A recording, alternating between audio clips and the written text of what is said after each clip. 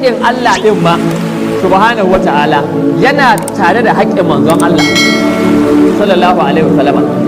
Yadda ke wajibi ne kai imani da Allah, wajibi ne kai imani da manzon Allah, wajibi ne ka so annabi, wajibi ne kai ma annabi da'a, wajibi ne kai koyi da shi, wajibi ne ka girmama shi, wajibi ne ka kiyaye alfarma ce, wajibi ne ka kula da haƙƙin iyalan gidan shi, wajibi ne ka so sahabbai ne ka girma su, wajibi ne a kiyaye martaban mata ne.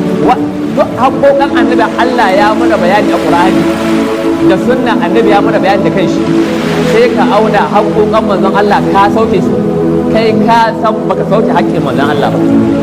In dai sahabi zai rayu da annabi sallallahu alaihi wa sallama har saboda tsananin imani ya bi annabi wurin yaƙi har ma ya arzikin samun shahada, amma bayan ya mutu ya ce yana roƙon Allah ya sake sa mai rai, ya ƙara dawowa duniya, a ƙara kashe shi, ya ƙara komawa, a ƙara sa mai rai, ya ƙara dawowa, a ƙara kashe shi, ya ƙara komawa, a yi mai wannan har sau 70.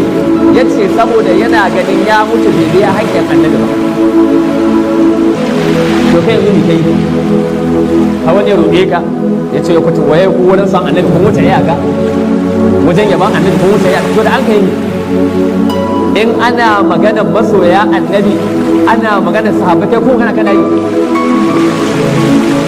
ana maganar girmama annabi, ana maganar kare alfarman manzo Allah, ana da can sahabbai wani ya sama ya daga hannu. To amma a haka din ma su sahabban ba su biya haƙƙin annabi ba. To wanda ba su kuma kaga balle ne